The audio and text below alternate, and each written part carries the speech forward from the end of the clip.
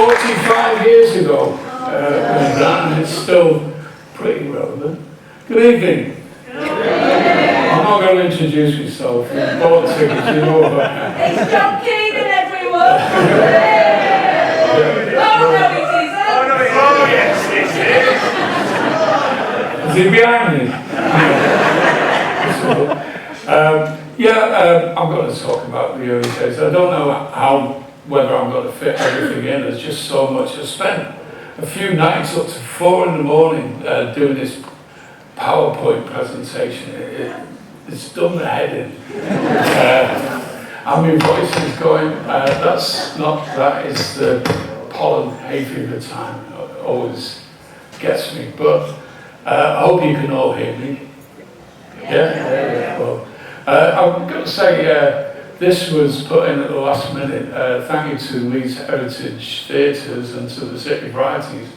They invited me to do it because basically they had Mike Peters booked in, and as you all sadly know, he died. I put Mike Peters on loads and loads of times in his different bands, Colour Sound, Deadman Walking, The Alarm, and Solo, all of that, loads of time. And he's a lovely chap, and I'm glad to be standing in for it tonight.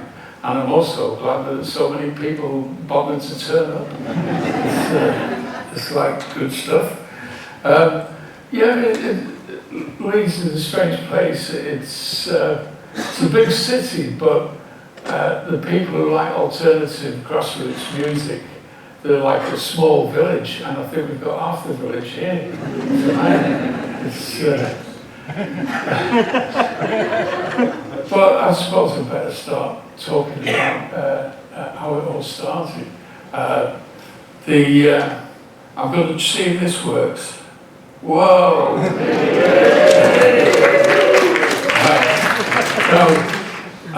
I went to, I was working at YTV at the time, on contracts and things, and there was a junk shop at the back, and there was a little tray with plastic goods, and I bought this little figurine of a fisherman, like a Chinese fisherman, and I put it on sale in Phillips, and it fits about, I paid 50 pence for it. It cost, I got about 350 for it, so I thought, oh, I've got this chunk of money, what am I going to do?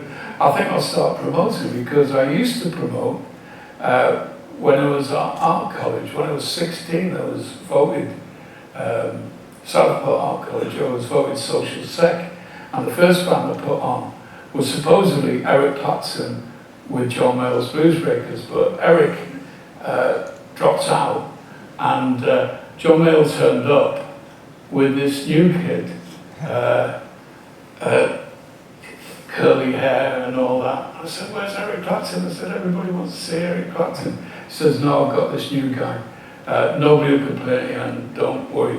It was Peter Green, and it was like the start of Fleetwood Mac, because Mick Fleetwood was the drummer with John Mayall, and John McPhee was the bass player. And so that was like the roots of Fleetwood Mac, so that was the first gig I put on.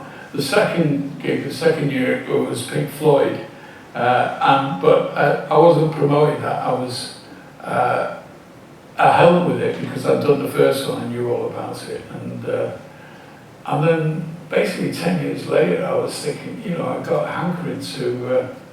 I enjoyed that part of my life. I thought I'll start doing some more.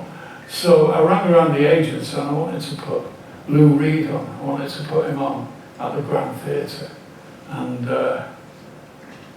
I got through to Lou Reed's agent, oh, we can't do Lou Reed, but you can have Alan Price if you want. And there we go. So I thought, yeah, I'll give it a stab. And we put him on. I had to take Alan Price's cousin's band, Lamplight, and I put my mate on, Time and Dog, who was my mate in the village of Formby, where I used to live. And Time and Dog actually taught Joe Strummer to play. And he opened up, and all these people at the Grand, some, dressed up, expecting to see Alan Price and all that. And I got a mate of mine, Glenn Simpson, to be the compere. And he came on with his, like, in those days, stack heels and white suits, clomped onto the stage and introduced them. And then Simon came on, and he had songs like Dog Dirt on Your Shoes, Sick as a Dog and No One to Splash, and She's Got You by the Balls.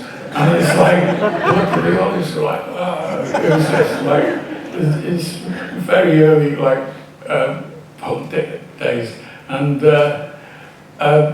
anyway, I got through that. I lost a little bit of money, but I thought I won't give up. And so I looked for somewhere to promote the Heartbreakers, who used to be, a couple of them used to be the New York Dolls, and the Vibrators, who were like a happening thing at the time. And it was at the Unity Hall. It was quite successful. I put a few more on there.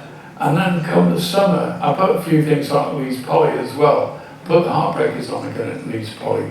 And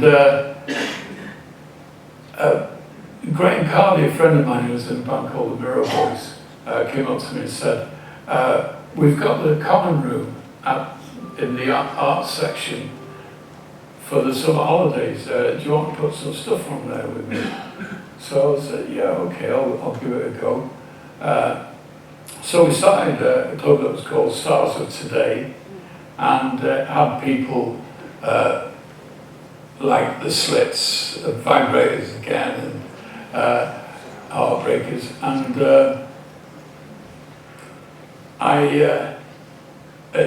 Graham did some of the posters to start with, all them. And you know, some of the bands were really good, like XTC, and they were great because their rider was bottles of water and fruit, and that was it. And then I put the Police on, and they rang me up. It was only like a week or two's notice, and they rang me up and said, we want somewhere to stay. I think they were playing up north somewhere, further up north. And I sort of booked him into a guest house on Aylward Avenue, and it's run by a big West Indian woman. And it was normally for like Irish navvies who were working on the buildings and all that. I didn't know, it was a hotel and they wanted a cheap bed and breakfast. So they didn't go there before the gig, they did the gig. A few punks like walked out because they couldn't stand Sting's voice. And they weren't used to it yet. And then after the show, I took her back to the hotel. I went back with her, walked in, and it was one room with 4 beds and a really dim light. And they didn't want to sleep there. So Stuart Copeland said, is there anywhere else we can go? I said, well, yeah, there's a cafe, the Rendezvous at the end of Rowley Road. That one's open till 4 in the morning, we'll go down there. Sting said he wanted to crash, so he just stayed there and slept. And I talked with Stuart and Henry Padovani, who was the original guitarist, till about 4 in the morning, till we were tired enough to go back and have a little kip. I've just got this frog in my throat, I'm just going to drown it.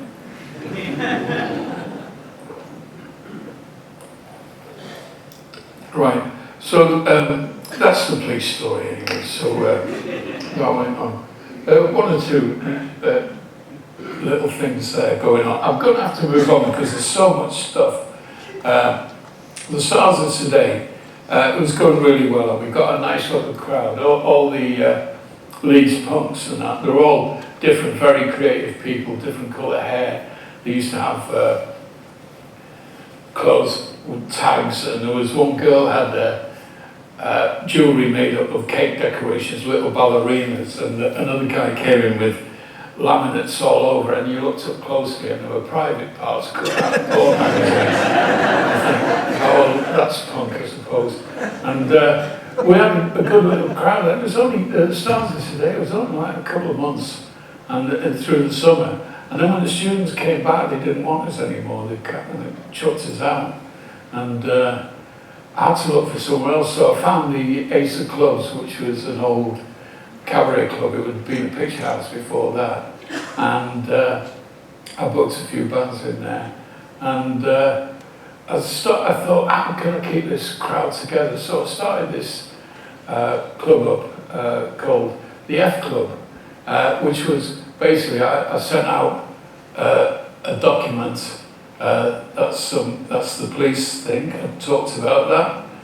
And that's a poster that Jeff Clout from the Mirror Boys did. He was very good. He did a few in the early days at the Poly. And that's the letter I sent out, and at the end, it was like, basically it stood for F the Police. So at the end it said, let's get the F out of here. And we call it the F Club. It was £1 to join, and you got 25p discount on the gig, if you remember. And you got discount at some of the punky clothes shops like X Clothes and whatever. And we started off, and when I was doing the Stars of Today, the DJ there was originally Sean Cavell, and he had this big Mohican hairstyle. And his girlfriend at the time was Claire Shearsby, and he had to go back home or something towards the end of it, and she started doing the records. And Graham didn't want to come with me to the other club, but Claire came with me, and she always did the records, and she stuck all the way through from the F Club, fan club, whatever. And she's quite a celebrity herself now, you know, she's done sound for everybody. She went out with Andrew Taylor, who became Andrew Eldritch for a while, with him. And she's been all over the world doing sound. But yeah, she was an integral part of the club. She gave it her taste as well. She got a lot of the demos and a lot of the new stuff coming out, and she picked some good tracks out, you know, the early tracks like Electricity, OMD, you know, Wire, I Am the Fly, all those songs that I used to listen to down the club. And Claire was very good in that respect. And so we moved to the Ace of Clubs, and that's the F Club. By the way, that is modelled by Terry Ireland. Some of you might know him. He's a merchandise guy, and he's doing merchandise at the back somewhere. I don't know whether it's the top or the bottom or whatever, but I've got about 12 F Club t-shirts left if you want them. And that was the logo we used at the time for that one. And that's when it moved to Roots, and some gigs that I did at the Poly around that time. And there we go, those other gigs. I've got to turn around there to see it. Oh, there we go. They were at the Poly, gigs at the Poly. And we got a lot of press and stuff. Because people were fascinated with punks, I suppose, at the time. And then it moved to Roots. Started off with magazine, but I haven't got any of the early flyers. But they're all hand done. You've got to excuse. I was working, and I dashed these off in my lunchtime, with like a felt tip or a bio or whatever I could find, and then I'd go to YTV. There was a print room, Mrs. Taylor, and she gave me an old duplicating machine and some old script paper that was unusable. So I used to run them off there sometimes while I was at work, and then distribute them around. And that's an early one at Roots. Now the F Club, it was only ran for about a year. It ran till after the summer. And it was Roots was black owned, and it was run initially by Ashley Hyman, but he leased it out to a friend of mine called Carl Young from Nevis, and you know, I put it on there. But this left-wing magazine called Leather, they printed a story which said that the F stood for fascist, you know, so which was news to me, but a bit annoying. But that was the stuff at Roots. Eventually, once it started to get successful, Ashley Hyman wanted it back, and he took over from Carl, and when he did, I moved it into Brannigan's in town, in the lower end of the calls, and basically that's Claire, and that's Susie at Roots, from Susie and the Banshees. You probably know them from the film. The younger ones won't know who she is, but, but I don't think so.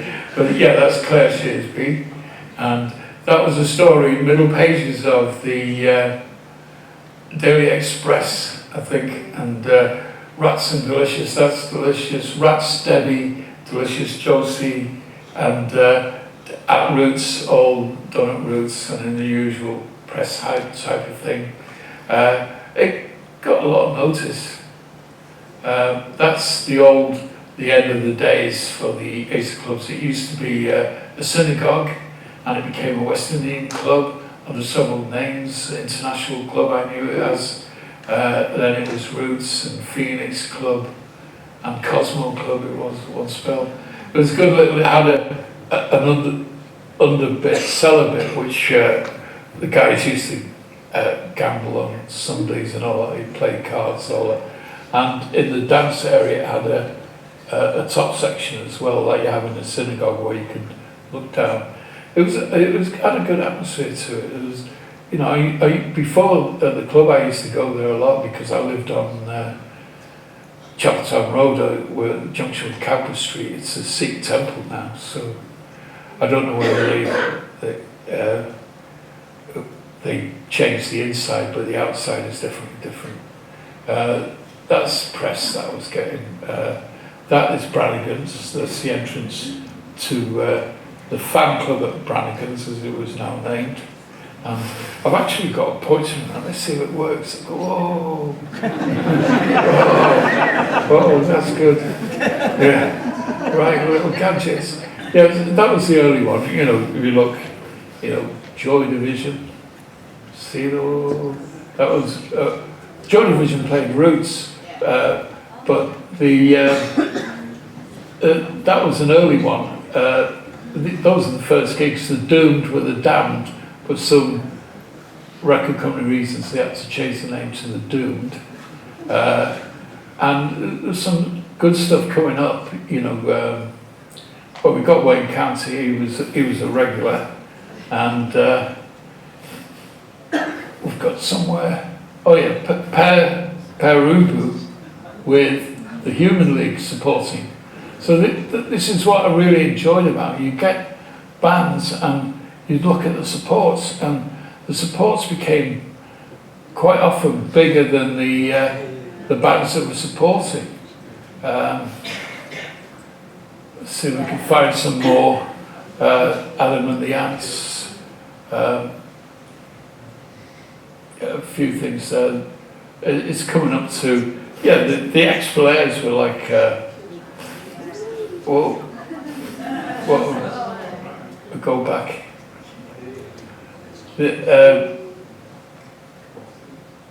Whoa, scanned a few then.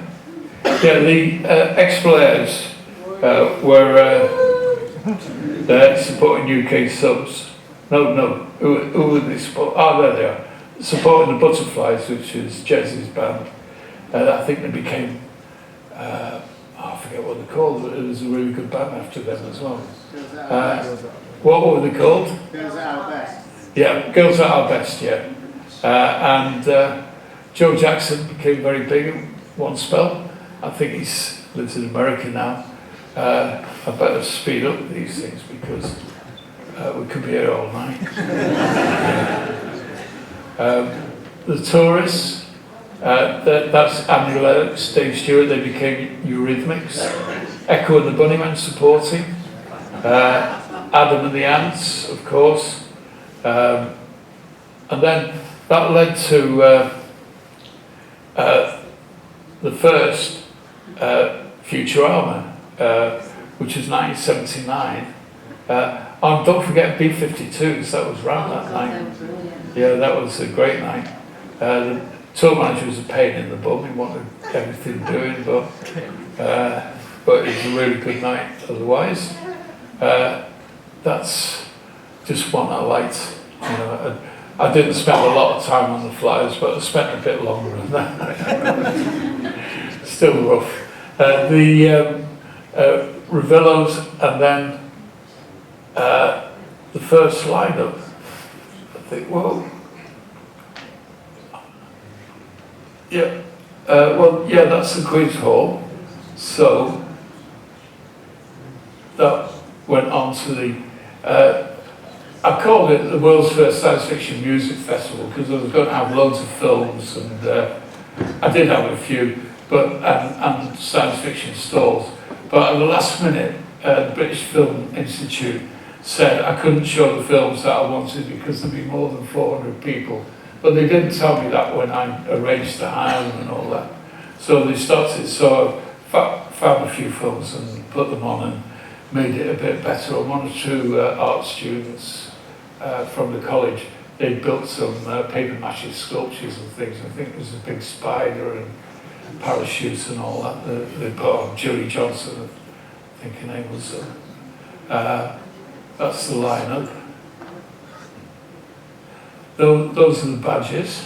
Still got mine. Yeah, I think that's Jane Cobb, but she said she put them up on Facebook, so I thought, they were like used, and it's probably not Jane Cobb, it's not sad, but so those are the first tickets. That is Joy Division, 1979. That's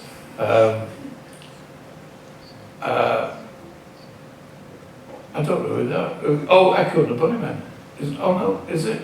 It is, yes. Yeah, it is. Yeah, Echo and the Bunnymen. There's The Fall. There's Mark Crowley. And those are the Fall. All the Fall. That's another lineup. This is the first appearance of Madness. They were making a film too, and they were like up on the top floor, and they had all these skinheads and punks like dancing on the film. I don't know what became of it. I heard it went out, but I never saw it. Then the Crabs. Somebody in here named himself after them. I can't think who it is. All right, Sid.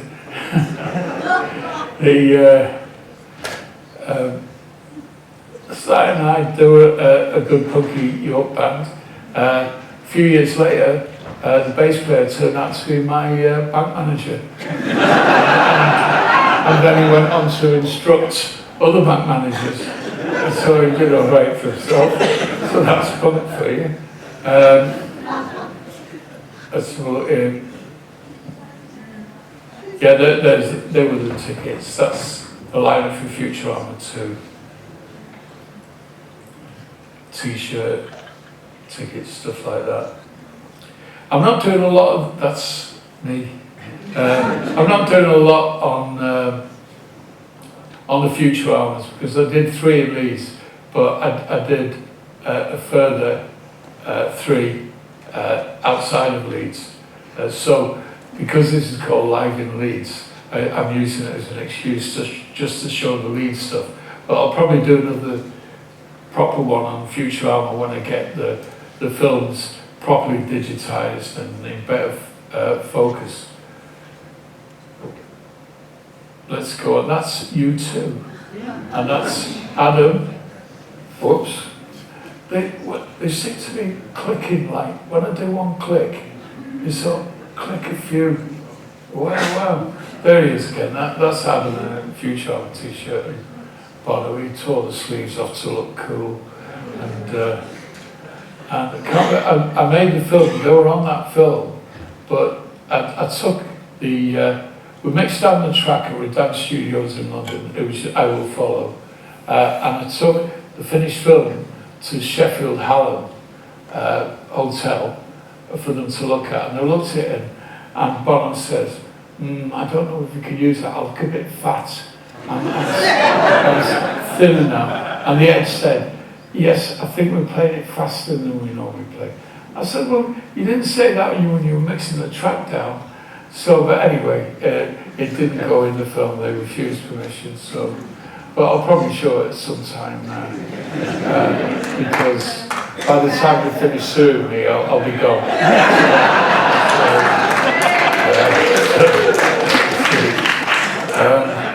Right, there's other things. Wakefield Unit Hall, John Cooper Clark, the special selected Dexys Midnight Runners, that's the bill, isn't it, all together?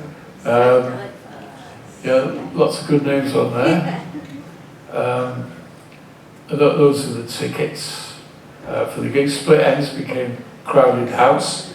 I put them on at the fan club, and Split Ends, they had Soft Cell supporting. And Split Ends that were from New Zealand, as I said, it became Crowded House.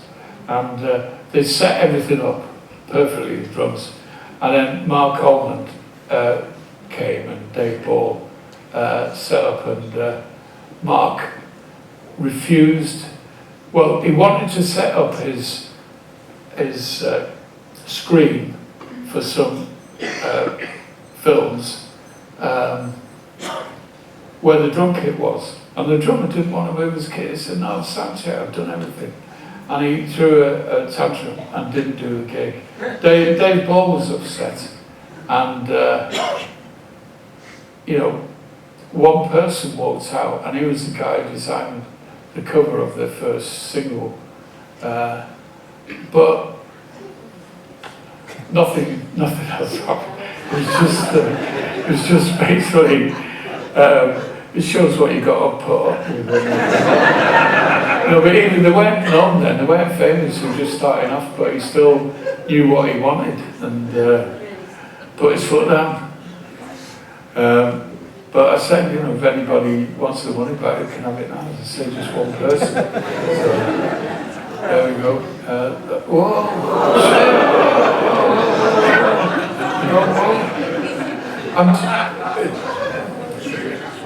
Listen, I've only got to like just press it once and it skips through loads.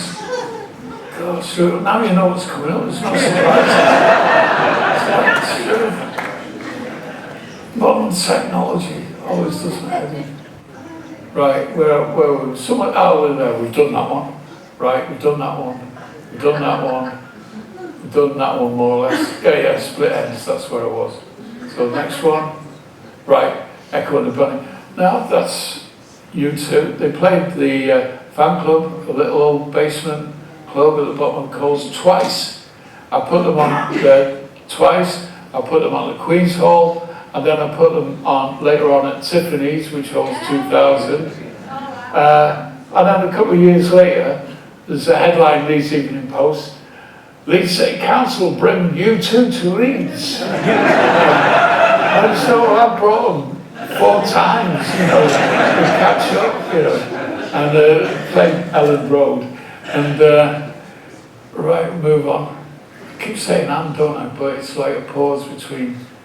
You got Killing Joke. They were one of my favourite bands I played. I didn't know what to expect, and I think they're one of the originals. They kind of inspired a lot of bands afterwards. They inspired Nirvana. I was speaking to Chris Noveslik, and he was a massive fan. He was a massive fan of the gang before as well. But Killing Joke, I think a very inspirational band and a major influence on what became the goth scene. Opez, great band, and the Associates, sadly, he died, the singer, and the Fall, Stalwarts, and put on loads, and Captain Beefheart. Everybody asked me about that.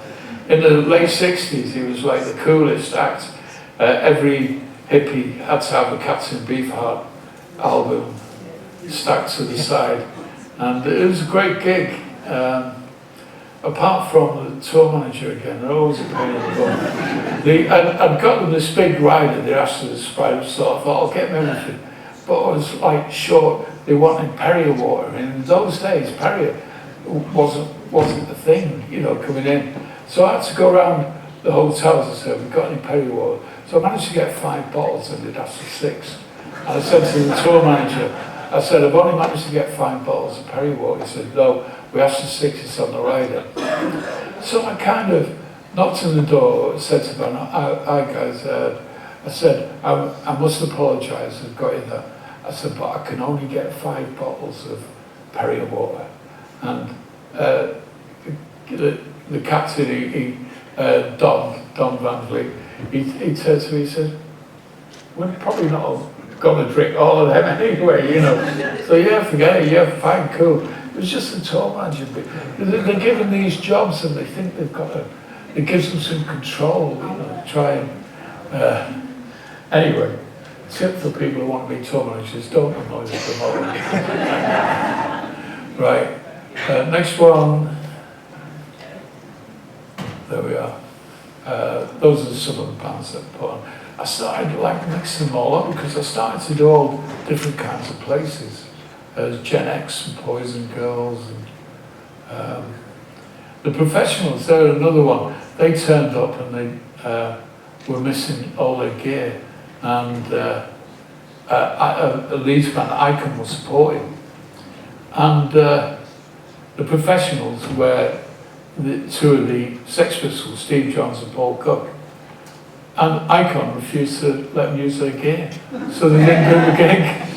You know, it's like, but New Order, that's the first thing. If you don't know who they are, ask someone who knows. If, you know, on that one, if you don't know who they are, don't bother coming. Because Rob Gretton had said they were Joy Division, but after, unfortunately, Ian Curtis had passed, Rob Gretton, the manager, said, you know, it's Joy Division without Ian, but you can't advertise it anywhere. You can't mention Joy Division. If Joy Division is mentioned, the gig's cancelled. So I didn't mention it, but I said that. Everybody made it their business to know, and the place was rammed. It might have been something to do as well. They caught the Ripper the night before, and I always remember that. And I didn't know whether it was through the publicity or whether it was through people going out because they felt safer. I don't know, but there we go. That's stuff at the Unity Hall. There's the second fan club gig, Human League, stuff I was doing at the Unity Hall then. You know all those names. Those are the tickets for it. Put Gary Glitter on there. Sorry, I've got to say, it's before he was cancelled, we didn't know what he was like. I mean, afterwards I put the Glitter Band on, John Russell, and he only pulled about 35 people, and he was like almost crying. He said, you know, since Glitter was arrested, and he said, you know, we're all family guys. We didn't know, you know, he always had a separate dressing room. He didn't speak to us, and yet we're all tarred by that brush. And it kind of, because he did a lot of the orchestration for the Glitter Band, for Gary Glitter, and subsequently the Glitter Band, who had hits in their own right, you know, separately. But that's the way rock and roll works. Once somebody's cancelled, the people around them are also implicated in it. But anyway, it's getting too heavy, that bit. Right, Sister Mercy, that's, I started doing the warehouse, doing gigs at the warehouse. I did Tiffany's, and then I did the warehouse. And I did this very quickly. Iggy Pop was playing at the university, and I had the sisters on at the warehouse. And so I run those flyers up for the uni, and I went up to Iggy, and you know, I asked the tour manager, I knew the people there, and said, look, I've got a band called Sister Mercy, they do a great version of 1969. He said, do you want to come down afterwards, have a drink and all that? So Iggy came down to the gig, you know, Sisters of Mercy, watching it. And at the end of the gig, he was coming out, and there was a big poster up of advertising New Romantic Nights. And Iggy spotted it, and he went up to it, and he tore it down. He went, Neuro fucking Mantic. And he sort of pulled the poster down. He was only a little guy. And Big Chris, who was the barman there, was gay.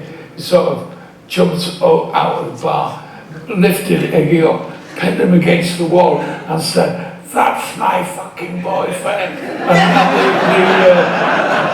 And the boyfriends came, and Iggy was like that, and it's like me and two roadies would come in and pull Chris off of it. Iggy was like shaking and sort of went out. I don't think Iggy would want to remember that one, but it's just an Iggy story. There we go, other stuff, PFAR and all that, at the City Varieties. No, I'm saying City Varieties, at the fan club. Talking about City Varieties, it's great to be here. I put loads of bands here, Loudon Wainwright, I put Charlie Chuck, Susan Vega, Christy Moore, Steve Earle, put lots of singers, songwriters separately. They were great nights, and then it closed down, and it was revamped and all that, and then the price went up to hire it and everything. And I thought, well, yeah, it's not in my league anymore. So, but anyway, so Charlie Chaplin was on the stage, Lauren Hardy, all the big names, Ken Dodd, all of the big names from the past. They all played the story. Steve Phillips, a friend of mine, the guitarist who taught Mark Knopfler to play, was in the Notting Hill Hillbillies, and one of his early jobs when he was about 18, 19 was as assistant stage manager here. And in the late 60s, they used to put on a lot of nude reviews, and the women couldn't move, but in the afternoon it was full of men in raincoats and whatever. But Steve's job was the best job in the world. He had to stand at the side of the stage, and as the girls came on, he had to check if they had the pasties on the nipples, if they had right, you're clear, you're on. He says it's the best job I ever had. But anyway, just reminded me of that one. Right, that's a rock around. I did a charity thing, and Sisters on there somewhere. Where are they? They're there somewhere. Oh, there they are. That's it, Sisters of Mercy. That's one of their early gigs.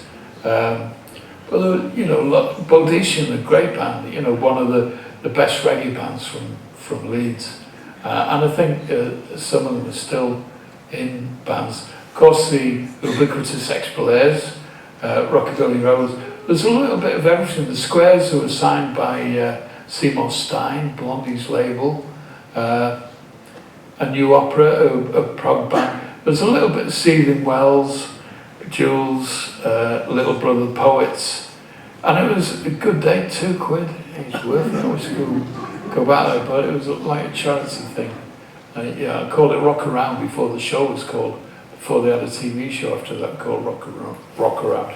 Bad Manners was the first gig I did at Tiffany's, and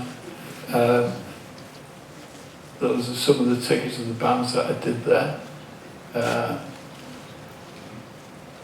U2 again. It's getting boring, all these U2 things. I'm not going to point them out now. Those are gigs I did at the Warehouse, like Blue Orchids, Depeche Mode, and Delta 5, and Orange Juice, and Funkapolitan. It's got Susie and the Banshees at the bottom there, but that was hastily put in to plug because I had them on in Bradford and it was selling well, but that was on Bradford the same night as Orange Juice, so I got my brother Chris to do the door for that. They complained afterwards. They said, "Oh, your brother is not smiling enough at the customers." And I said, "All right, fair enough." But anyway, just remember it for that. Yeah.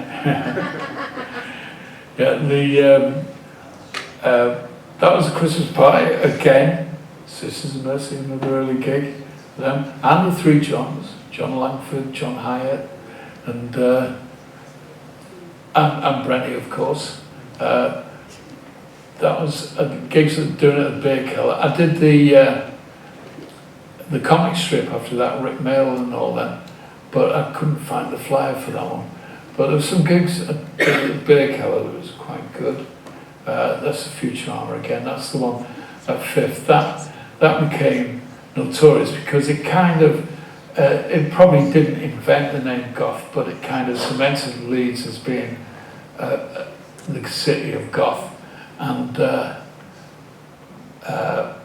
was a piece, Howard Corey did a piece in the Evening Post. He'd asked me, said, what's the theme for the Futurama this year? And I said, well, it's all a bit gothic horror, really. So I put the Bay City Rollers headline in. I just thought, you know, some of the bands are a bit depressing. I just thought I put something like Morrissey pulled out of the gig at the last minute, you know, the Smiths, because he said, we're not going on before the Bay City Rollers, we want to go on after the Bay City Rollers. But they weren't known then, but so it didn't really make a lot of difference at the time. But I wish they'd have done it because it would have been good. 3 Johns, you know, it's, there we are. Oh, I don't know who that is. Let's have a look. So I started like, it wasn't called goth then, I started in a club, you know, there's the back cave in, all this, we called it at the time dark wave. It had a bit of reggae and it was like dark music and all that. So I created this dungeon club. There was the entry form, and the Beer Keller lasted about a year and a half or so. Put some decent acts on there. And so I did some of the bigger acts at Tiffany's, and some of them at the Dortmunder Beer Keller. The Cult, of course. There was some of the ones at the Dungeon. Then I went to Ford Green, things at Otley, you know, there's Bo Diddley there, Roy Harp and Nico from Velvet Underground, John Cooper Clarke. I put some good names on there, Loudon Wainwright,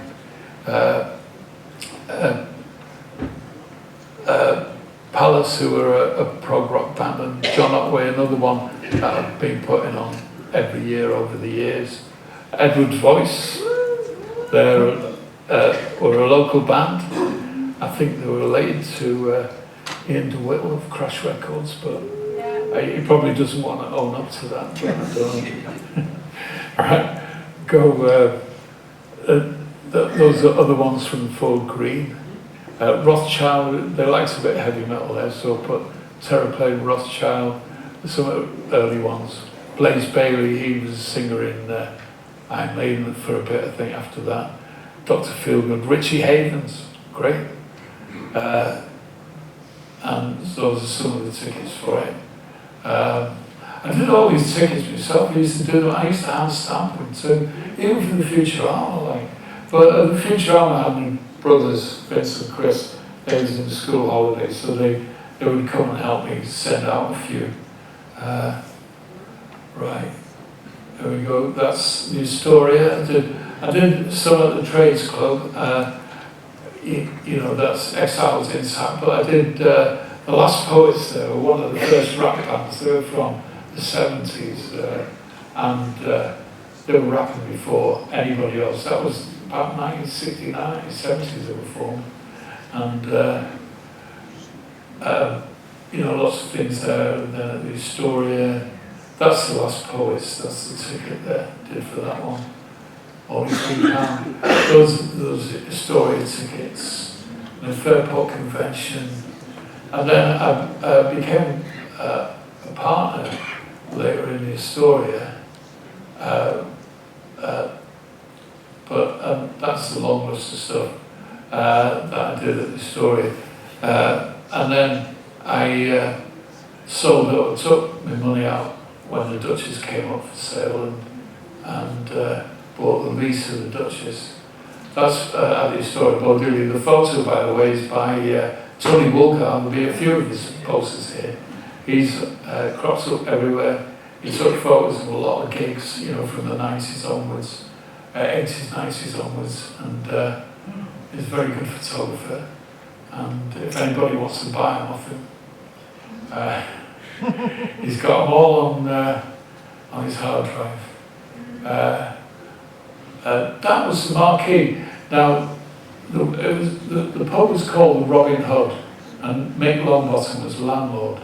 And they used to put like local bands on, but they only had a small stage, semicircular stage about 9 inches high. And he asked me to come down to see if we could promote there. And I said, well, you know, there isn't, the stage isn't big, a lot of acts won't play that, you know, without the stage. So he said, well, if you build it, I'll get the materials. So he got the materials, we got some railway sleepers and 8x10 boards and paid them back, put sand under where the drum kit was to sort of deaden the sound. Did it with some guys from Transylvania, PA, Barry and John, and Mick Fletcher and Pete Smith and myself, and I think John Strong was there somewhere, and it was a good idea, and I didn't want to call it the marquee. I said, you know, you're going to get into trouble with it, which he did. You know, the marquee threatened to sue and all, sent him legal letters. So he changed it to the pub with no name for a bit, and the brewery wasn't having that, and they changed it to the Duchess of York, which is when I took over, and I took the old York bit off and just changed it to the Duchess. But you know, once that stage had gone in, this was 2 years before I took over, some of the bigger bands wanted to play there. There weren't that many, you know, there were just, it had a system where there was Patsy Matheson and Ruth Frankel used to book the bands, that have a book, and the bands could walk in and say, oh, we can do this day. But it was on that circuit with Howden Hall and Marcus and Granby and all the local venues, which brings me to when I first came to Leeds, there were hardly any venues in the town centre of Leeds.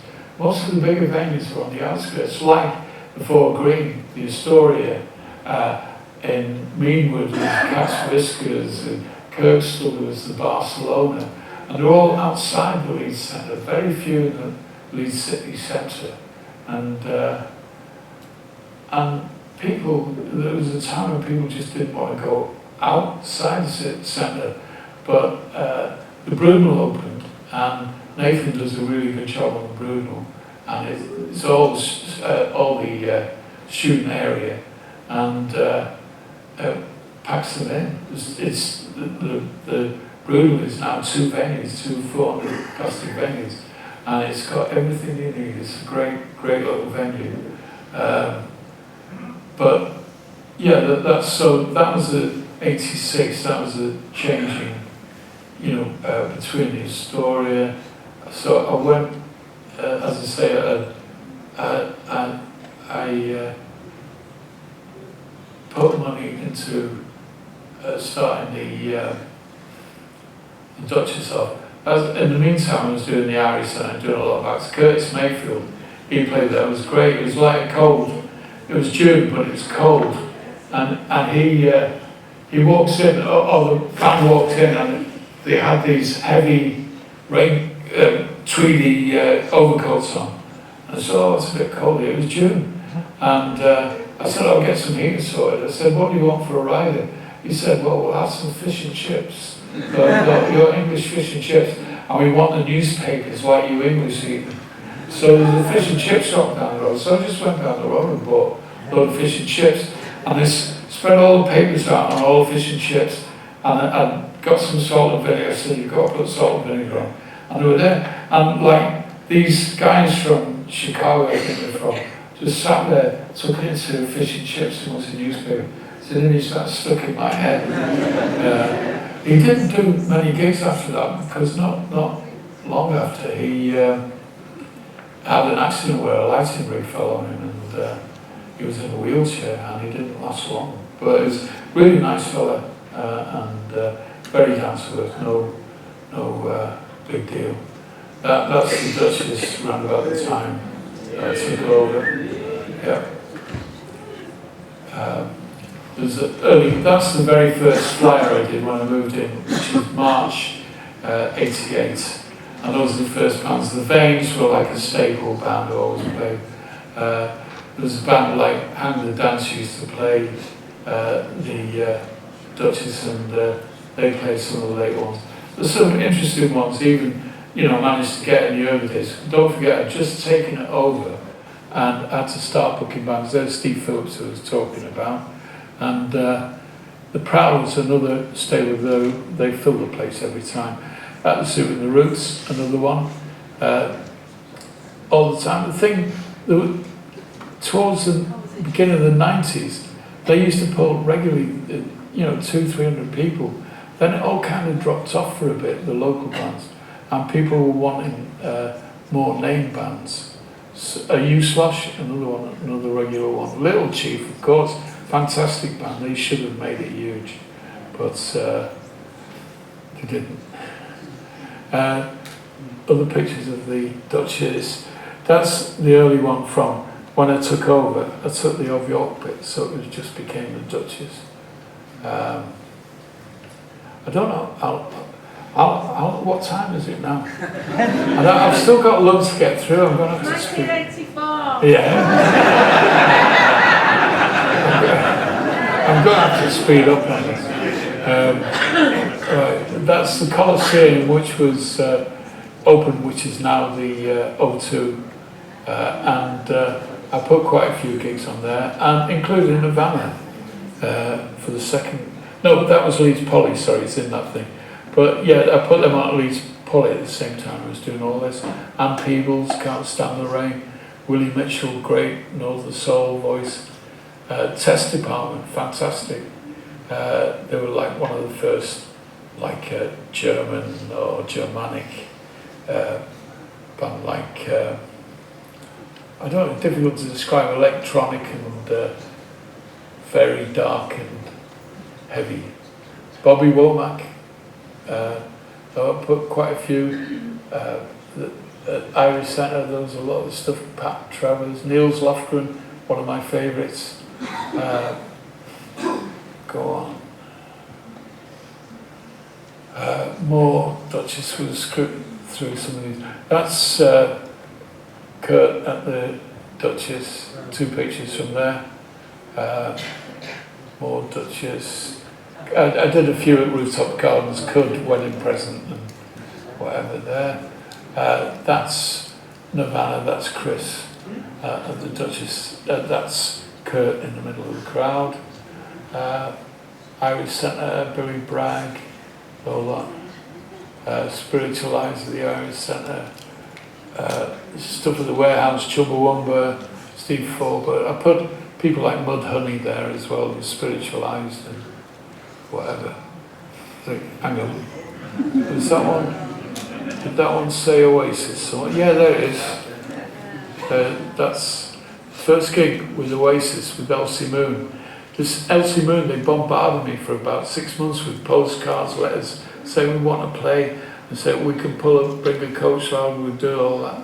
And so I put this Oasis in, and so there were only 12 people there in the end. And I put them in as an insurance because Oasis were just starting off, nobody had heard of them. And I said to them, where's all this coach? And they said, oh, we're playing the fencing in a couple of days and it's only £1. And it was like, oh. Yeah, I said, but you got all I was thinking of getting them all together, but all these, more than anybody else ever has before or after, so they were bombarding me with all these requests. And they didn't deliver in the end. But they can dine on it, on the story for years to come. We supported Oasis at the Duchess. So, but Oasis there, I went out with, I was talking to Russell, their manager, and to Noel. And I was talking at the end and saying, I just put on Ian Hudson, Motley Hoople at the Irish Centre, and I was saying, I didn't realise how many great songs they had. They got all the crowd going, they were waving scarves, you know, all the young dudes, the whole lot.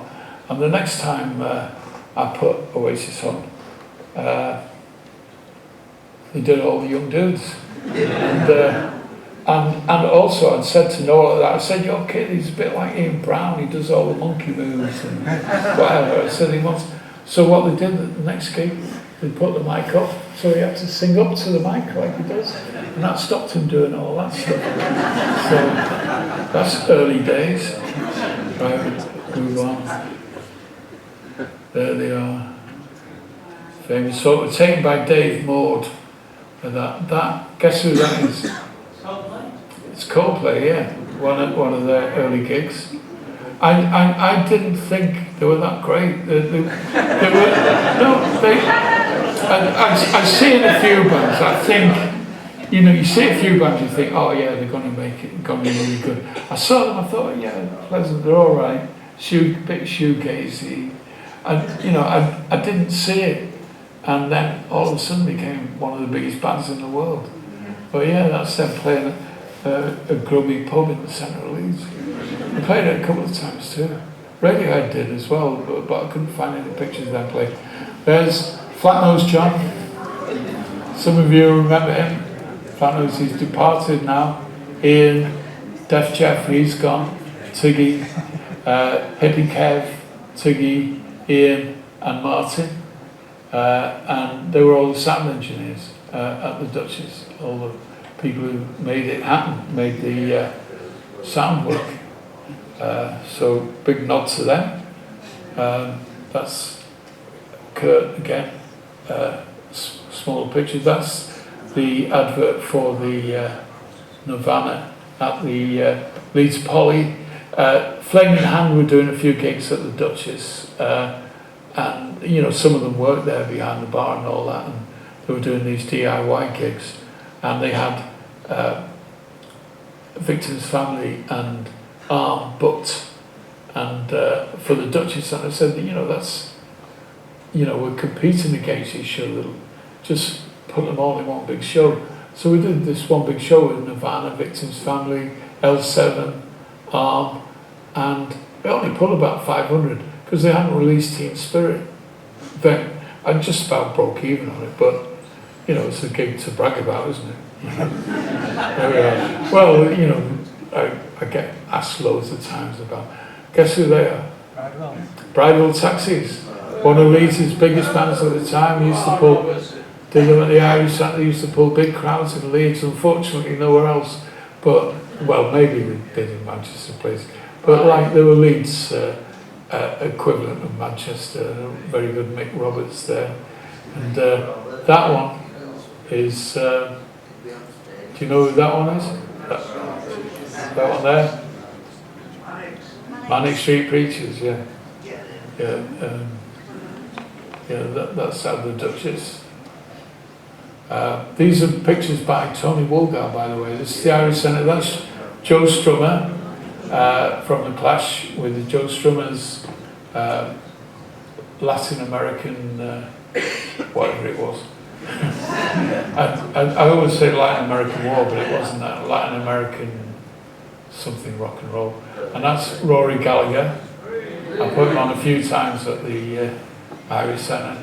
Great fellow. His rider used to consist of a bottle of port, a bottle of brandy, 5 pints of Guinness, some lager and all. And he'd drink it all before he went on stage. And he'd go on and he'd come off stage and he'd be absolutely soaking where everything was just soaked. He'd just play his heart out and all the alcohol would be gone. And I said to him a couple of weeks before that I'd put Christy Moore on. I said, but Christy has gone teetotal, and he even asked him to close the bar when he was playing. And he said, I don't think I'd go that far. I'd probably, if I was giving up, I'd probably have a couple of drinks, and I wouldn't ask him to close the bar. So I thought, yeah, well, fair enough. But unfortunately, he died of a liver complaint, as you do when you drink a lot like that. again, more, that was Nirvana at the Poly, that's more Coliseum, whatever. If it's, let me know if it's starting to get boring. I'm getting bored myself. That's me. That's me at the last night at the Duchess, where I did You Ain't Nothing But the Hound Dog, and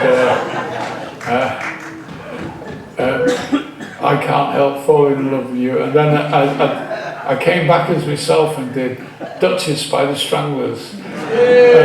There were tears in their eyes. I don't know whether it was because of my singing or whether it was because the Duchess was being pulled down, but it was shortly after that, and now it's a Hugo Boss shop. And there's a plaque outside it as well. That's the sold out Oasis gigs at the Irish. That was the third one in, and they just automatically sold out. Charlie Chuck, one of my favourites, great fella. I'd like to put him on again. I think a lot of people have forgotten how good he is. Oh, hang on. There's the plaque. There's the plaque. That's it.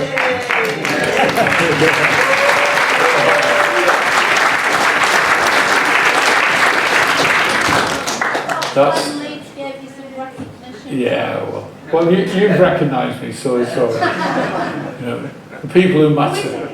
I did stuff at the New Roscoe for quite a long time, and I started putting originals on and country and folk stuff on a Monday, and on a Monday night in a pub on the outskirts of Leeds, I'd sometimes get 200 or 300 in, and I'd say to Joyce Lamley, I'd say, good night tonight, a lot of people in, and she'd say, they're not drinkers, lovey. And I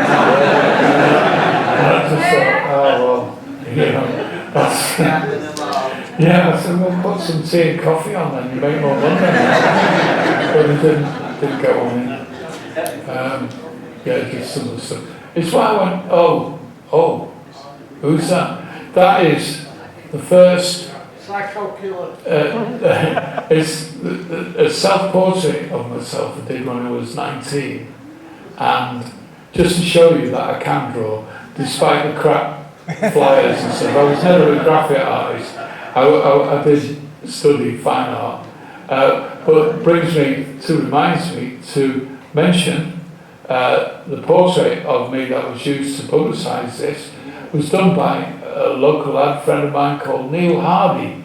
So if you ever want your portrait painted, go to his website, Neil Hardy, the artist, and he'll paint a picture for you and charge you about $2,000 or whatever. I think it'd be reasonably priced. So that was good for me.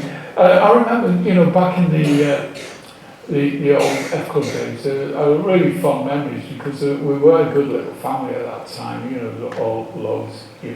People were like Rats and Delicious, Debbie and Josie and Beverly and Jan and there's Sid and Stuart Green, Craig, Keith Fuller, Johnny Plum, Johnny Cox, and Dickie Dentist, of course. I was going to lead up to that. Now, Dickie Dentist always, at the end of the night, when Claire had finished, I would put on a crap record to get rid of everybody. But people started liking the crap records. And I put on this song, and I put the Woody Woodpecker song, and the abiding memory is of Dickie Dennis on the floor doing this, and he'd come up every time. I'd try and put something on. He said, put Woody Woodpecker on. He'd be doing this thing on the floor, and everybody would be staying to watching him. We wanted to get people out. Dickie doing his Woody Woodpecker. So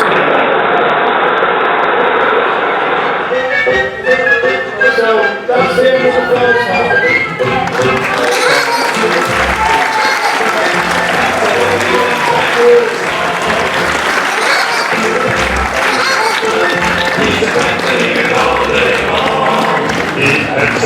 falls in a frequency, if a red one